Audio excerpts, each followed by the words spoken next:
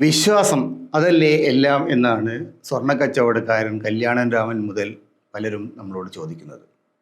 മലയാളികളോട് എല്ലാ കച്ചവടക്കാരും പറയുന്നൊരു കാര്യം വിശ്വാസം വേണം എന്നാണ്.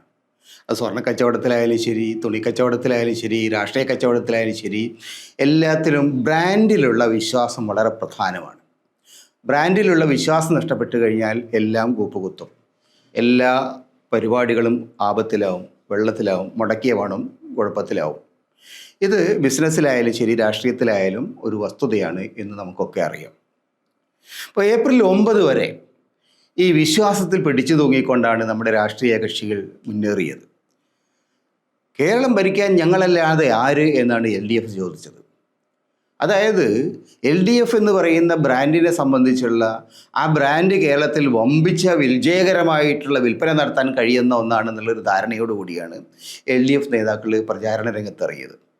പക്ഷെ തെരഞ്ഞെടുപ്പ് കഴിഞ്ഞു നോക്കിയ സമയത്ത്, തെരഞ്ഞെടുപ്പ് കഴിഞ്ഞ ഉടനടി ഉണ്ടായിരുന്ന ഒരു വിശ്വാസം, അല്പവിശ്വാസം ഓരോരോ ദിവസങ്ങളിലായി ചോർന്ന് പോകുന്നതാണ് നമ്മൾ കണ്ടത്. ബലൂണിൽ കാറ്റ് പോകുന്ന ഒറ്റയടിക്ക് പോകും. പക്ഷേ ഈ കാറ്റുപോക്ക് കുറേ ദിവസങ്ങളിലൂടെയാണ് സംഭവിച്ചത്. ഏപ്രിൽ 9 ശേഷം ഉണ്ടായിരുന്ന മൂന്നാം വരവ് ഉണ്ട്, മൂന്നാം വരവ് വരും, മൂന്നാം ഭരണം വരും എന്ന മട്ടിലുള്ള മുഖ്യമന്ത്രി ആയാലും ശരി, MV ഗോവിന്ദനായാലും ശരി, അങ്ങനെയുള്ള പ്രമുഖ നേതാക്കളുടെ പ്രസ്താവനകൾ പിന്നീടുള്ള 2-3 ദിവസം കഴിഞ്ഞപ്പോൾ പതുക്കെ അപ്രത്യക്ഷമായി. കണക്കുകളെ സംബന്ധിച്ചുള്ള സംശയങ്ങൾ വരാൻ തുടങ്ങി. പലരും രംഗത്ത് നിന്ന് പതുക്കെ അപ്രത്യക്ഷരാകുന്ന കാഴ്ചയാണ്. മറുഭാഗത്ത് ഈ വിശ്വാസ പ്രകടനത്തെക്കുറിച്ചുള്ള, ഈ അമിത ആത്മവിശ്വാസത്തെ പ്രകടനത്തിലുള്ള ചർച്ച മാറിയിട്ട് എതിരാളികളെ, പ്രത്യേകിച്ച് വർഗവഞ്ചകരായിട്ടുള്ളവരെ, തങ്ങളെ പറ്റിച്ചവരെ അവരുടെ വീട് നോക്കി ബോംബ് തുടങ്ങിയ ആയുധങ്ങൾ പ്രയോഗിക്കുന്ന, അവരുടെ കാറുകൾ കത്തിക്കുന്ന, അവരുടെ ബൈക്കുകൾ കത്തിക്കുന്ന, അവരുടെ കൃഷിയിടങ്ങൾ നശിപ്പിക്കുന്ന ഒരു പുതിയ പ്രക്രിയയിലേക്ക് സംഗതികൾ മാറുകയാണ്. അതായത് രാഷ്ട്രീയ പ്രവർത്തനം ഗുണ്ടാ പ്രവർത്തനത്തിൻ്റെ തലത്തിലേക്ക് മാറുന്നതാണ് കഴിഞ്ഞ ദിവസങ്ങളിൽ നമ്മൾ കാണുന്നത്. എന്തുകൊണ്ടാണ് സംഭവിച്ചത്? അതിൽ ഏറ്റവും പ്രധാനപ്പെട്ട കാര്യമായിട്ട് തോന്നുന്നത്, രാഷ്ട്രീയത്തിലായാലും ശരി, മറ്റ് വ്യവസായ വാണിജ്യ പ്രവർത്തനങ്ങളിലായാലും ശരി, ബ്രാൻഡിങ്ങിനെ സംബന്ധിച്ചുള്ള ചില തെറ്റായ ധാരണകളാണ്. അതായത് ഒരു ബ്രാൻഡ് നന്നായിട്ട് മാർക്കറ്റിൽ കമ്പോളത്തിൽ പോകുന്ന ഒരു ബ്രാൻഡ് എല്ലാ കാലത്തും ആ ബ്രാൻഡ് തന്നെയാണ് ജനങ്ങൾ വിശ്വസിക്കുക, ആ ബ്രാൻഡിൻ്റെ പിന്നാലെ തന്നെയാണ് ജനങ്ങൾ പോവുക എന്ന് കരുതരുത്. എത്രയോ വലിയ സാധനങ്ങൾ, സോളിലെയർ TV എന്നൊന്നുണ്ടായിരുന്നു, തലയ്ക്ക് ഈ കൊമ്പ് വെച്ച ചെകുത്താൻ്റെ ഇതുമായിട്ടുള്ളൊരു TV. ആ TV പറ്റി ഇപ്പോൾ ആരും കേൾക്കുന്നുണ്ടോ, കണ്ടിട്ടുണ്ടോ? പക്ഷെ അന്ന് എത്രയോ കാലം ആ TV പരസ്യം നമ്മളെ ഒരുപാട് ആകർഷിച്ചതാണ്. മഹാരാജ എയർ ഇന്ത്യ ഉണ്ടായിരുന്നു, മഹാരാജാവിൻ്റെ ബ്രാൻഡായിരുന്നു അത്. ആ ബ്രാൻഡ് ഇപ്പോൾ ഇവിടെ പോയി, എയർ ഇന്ത്യ ആ ബ്രാൻഡ് ഒഴിവാക്കി. കാരണം ഓരോ കാലത്തും ഓരോ സന്ദർഭത്തിലും നമ്മൾ പുതിയ പരിഷ്കരണങ്ങൾക്ക്, പുതിയ മാറ്റങ്ങൾക്ക് സ്വയം തയ്യാറാവണം. കാലത്തിനനുസരിച്ച് മാറണം, വേഷത്തിനനുസരിച്ച് മാറണം, അഭിരുചികൾക്കനുസരിച്ച് മാറണം, തലമുറകൾക്കനുസരിച്ചും മാറണം. അവിടെയാണ് എനിക്ക് തോന്നുന്നത് ഇടതുപക്ഷത്തിന് വലിയ കുഴപ്പം പറ്റിയത്. അവിടെ പ്രചാരണ വേല, ഈ ഏപ്രിൽ 9 വരെയുള്ള പ്രചാരണത്തിൽ പൂർണ്ണമായിട്ടും അവർ ഫോക്കസ് ചെയ്തത് 81 വയസ്സ് കഴിഞ്ഞ, യഥാർത്ഥത്തിൽ പ്രായാധിക്യം കൊണ്ട് നേരെ ചൊവ്വേ സംസാരിക്കാനോ നടക്കാനോ ബുദ്ധിമുട്ടുള്ള ഒരു വ്യക്തിയിലായിരുന്നു. അദ്ദേഹമാണ് കേരളത്തെ രക്ഷിക്കാൻ പോകുന്നത് എന്ന് 2.5 കോടി മനുഷ്യരോട് പറയുമ്പോൾ, നിങ്ങളെ നോക്കാൻ, നിങ്ങളെ സംരക്ഷിക്കാൻ, നിങ്ങളെ ഭരിക്കാൻ ഞങ്ങളല്ലേ അത് ആര് എന്ന് ചോദിക്കുമ്പോൾ ഒറ്റ ഉത്തരം മാത്രമാണ് അതിൽ, അഹങ്കാരത്തിൻ്റെ ശബ്ദമായിട്ടാണ്. അത് സാധാരണക്കാരായ ആളുകൾ അഹങ്കാരത്തിൻ്റെ ഭാഷയാണ് സംസാരിക്കുന്നത് ഈ കൂട്ടർ എന്ന് പതുക്കെ മനുഷ്യരുടെ ചെവിയിലേക്ക്, മനസ്സിലേക്ക്, അവരുടെ ബോധമണ്ഡലത്തിലേക്ക് അടിച്ചേൽപ്പിക്കുന്ന ഒരു പ്രക്രിയയാണ്. എന്തുകൊണ്ട് പോസിറ്റീവായൊന്നും പറയാനുണ്ടായിരുന്നില്ല, നിങ്ങൾ കൊള്ളില്ല, അതുകൊണ്ട് ഞങ്ങൾ നിങ്ങളെ ഭരിക്കും എന്നുള്ള തരത്തിലൊരു ഒരു നിലപാടാണ് വരുന്നത്.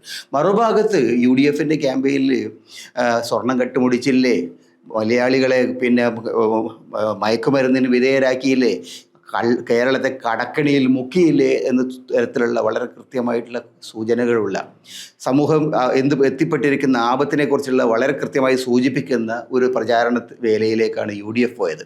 ഇത് രണ്ടും തമ്മിൽ നോക്കുമ്പോൾ, ആളുകളെ നോക്കുമ്പോൾ അനുഭവത്തിൻ്റെ അടിസ്ഥാനത്തിൽ അവരെന്താ കാണുന്നത്? വിലക്കയറ്റം താങ്ങാനാവുന്നില്ല, കുട്ടികൾക്ക് തൊഴിലില്ലാത്ത അവസ്ഥയാണ്. റോഡുകൾ ഇങ്ങനെ മിന്നിപ്പായുന്നുണ്ട്, ശരിയാണ്. റോഡുകളിൽ കാറുകൾ മിന്നിപ്പായുള്ള സ്ഥിതിയാണ്. പക്ഷേ ആ റേഷൻ കടയിൽ അരി വാങ്ങാൻ പോകുന്ന ആളെ സംബന്ധിച്ചിടത്തോളം റോഡിൽ വലിയ വാഹനങ്ങൾ പോകുന്നതും വിമാനങ്ങൾ ഓടുന്നതും കപ്പലുകൾ പോകുന്നതും അല്ല പ്രധാനം, അവൻ്റെ ജീവിതമാണ്. ആ വിഷയത്തിൽ ഇടതുപക്ഷത്തിൻ്റെ ക്യാമ്പയിൻ കേരളത്തിലെ ജനങ്ങളുടെ ജീവിതവുമായിട്ട് ഒരു താരതമ്യവും ഇല്ലാതെ ജനബന്ധത്തിൽ ഇല്ലാത്തൊരു ക്യാമ്പയിനായിട്ട് മാറി. പിണറായി വിജയനെ മാത്രം മുന്നിൽ വെച്ചുകൊണ്ട് ക്യാമ്പയിന് സത്യത്തിൽ അവർക്ക് ഒരു വലിയ തിരിച്ചടിയായി. അപ്പം അതുകൊണ്ട് ഇപ്പോൾ സംഭവിച്ചുകൊണ്ടിരിക്കുന്നത് എന്താണ്? കഴിഞ്ഞ ദിവസങ്ങളിൽ താഴേക്കിടയിലുള്ള താഴേക്ക് തട്ടുകളിലുള്ള മണ്ഡലങ്ങളിലുള്ള കണക്കുകൾ പതുക്കെ പതുക്കെ മുകളിലേക്ക് എത്താൻ തുടങ്ങിയപ്പോൾ അത് സൂചിപ്പിക്കുന്നത് നേരത്തെ ഉണ്ടായിരുന്ന പ്രതീക്ഷകൾ അസ്തമിക്കുന്നു എന്നാണ്. അതായത് 100 സീറ്റെങ്കിലും നേടും എന്ന് പ്രഖ്യാപനമുണ്ടായിരുന്നു ഇടതുപക്ഷത്ത്.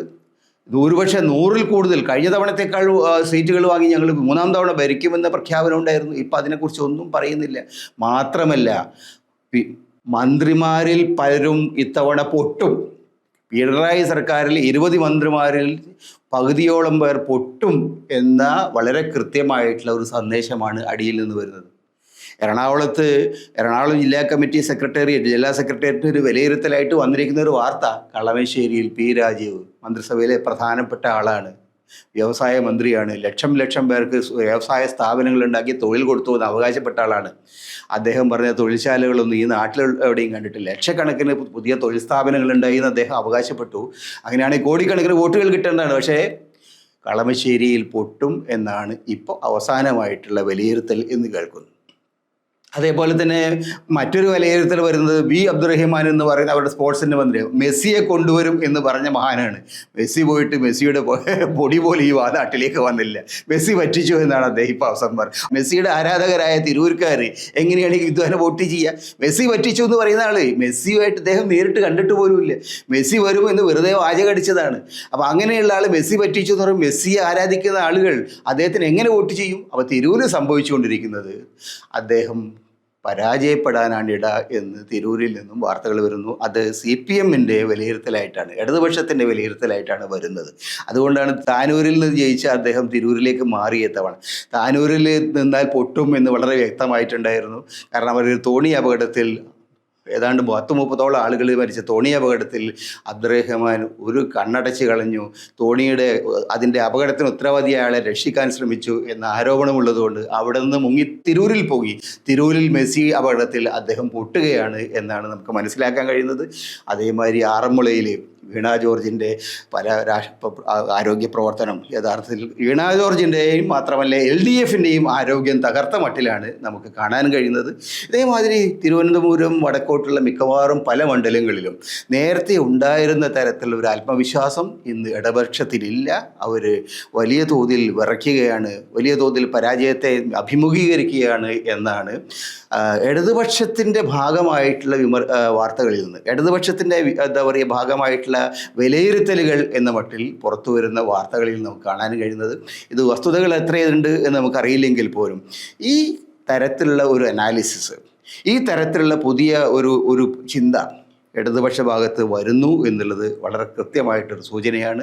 തങ്ങളെ സംബന്ധിച്ചിടത്തോളം 3-ാം ഭരണം ഉണ്ടാവില്ലെന്ന് മാത്രമല്ല, ഇന്ത്യയിൽ ആകെ ബാക്കിയുള്ള കമ്മ്യൂണിസ്റ്റ് ഭരണകൂടം കൂടി തകരുകയാണ് എന്നുള്ള ഒരു വസ്തുതയിലേക്കാണ് ഇത് നമ്മളെ ചൂണ്ടുവിരൽ ഉയർത്തുന്നത്. എന്തുകൊണ്ട് അങ്ങനെ സംഭവിച്ചു എന്ന് ചോദിച്ചാൽ ജനങ്ങളുടെ കുഴപ്പമാണ് എന്ന് അവർ പറയുമായിരിക്കും. പക്ഷേ ജനങ്ങളെ സംബന്ധിച്ചിടത്തോളം ഈ സർക്കാർ തലപ്പത്തുള്ള ആളുകളുടെ, അതിൻ്റെ പിന്നിലുള്ള ആളുകളുടെ അഹങ്കാര ജടിലമായിട്ടുള്ള സമീപനം, വളരെ മ്ലേച്ഛമായിട്ടുള്ള വാക്കുകൾ, ജനങ്ങളോടുള്ള പുച്ഛം, തങ്ങളാണ് എല്ലാം എന്ന ആ ഒരു ഭാവം, അതെല്ലാം അവരുടെ പരാജയത്തിന് കാര്യമായ സംഭാവന ചെയ്തിട്ടുണ്ട് എന്ന കാര്യത്തിൽ ഒരു സംശയവുമില്ല. പക്ഷേ അത് കൃത്യമായിട്ട് നമുക്ക് എത്രത്തോളം ആപത്തിലേക്ക് അവർ പോയി കഴിഞ്ഞു എന്നറിയണമെങ്കിൽ മെയ് 4 വരെ കാത്തിരിക്കണം. പക്ഷേ സൂചനകൾ വളരെ വളരെ വ്യക്തമാണ്. കാറ്റ് മറിഞ്ഞു വീശുകയാണ് കേരളത്തിൽ എന്ന് ഉറപ്പാണ്.